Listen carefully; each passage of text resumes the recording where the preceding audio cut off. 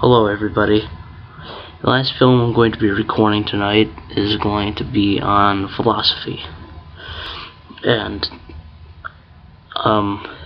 this right here is my concept of this picture right here.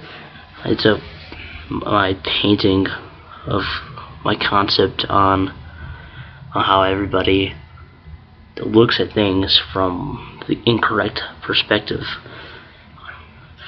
I don't know if you can see that or not, and I honestly don't care because it's not the whole point of this video. This video is not comedy.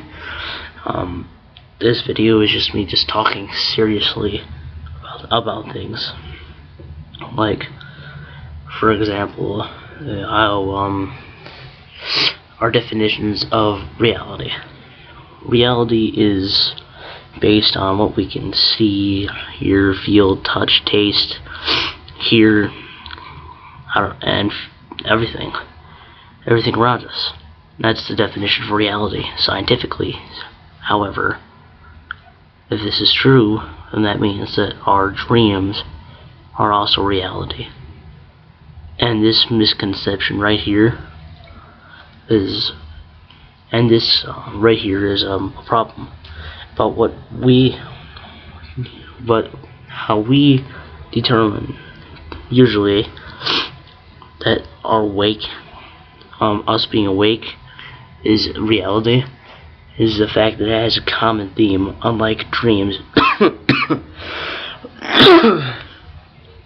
which have a more abstract and very changing storyline, and it's harder to see that as being realistic in the first place. So we usually tend to vote on, waking this and being reality. But you see, that doesn't have to be like that.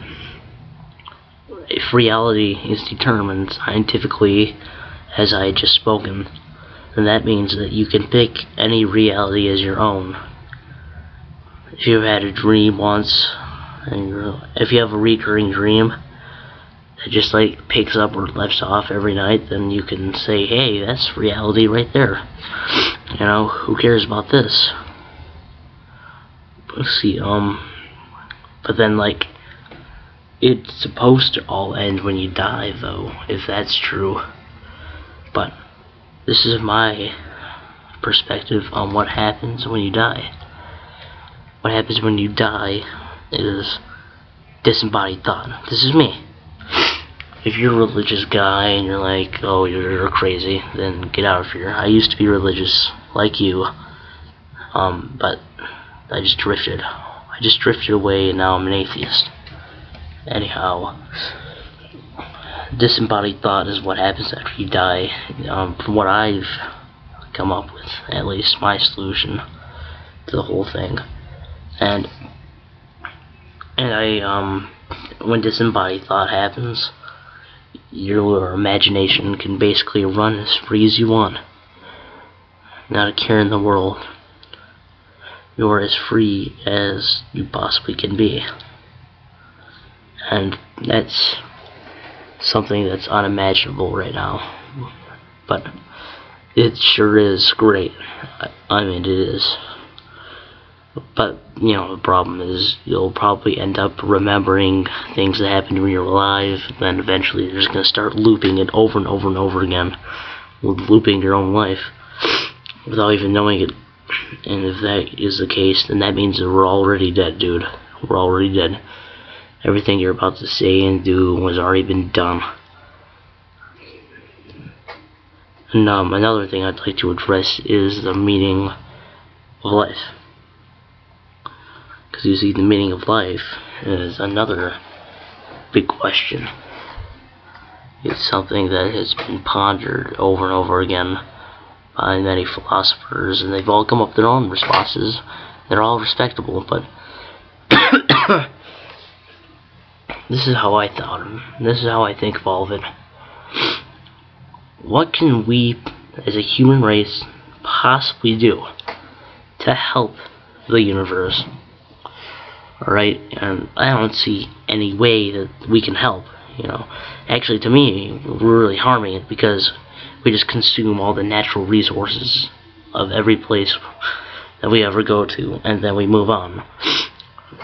Like, if our technology advances fast enough, we're going to take all the human resources off of Earth, and we're going to have to scavenge off of other planets. But hey, you know, that's forgotten. That doesn't have to be talked about right now.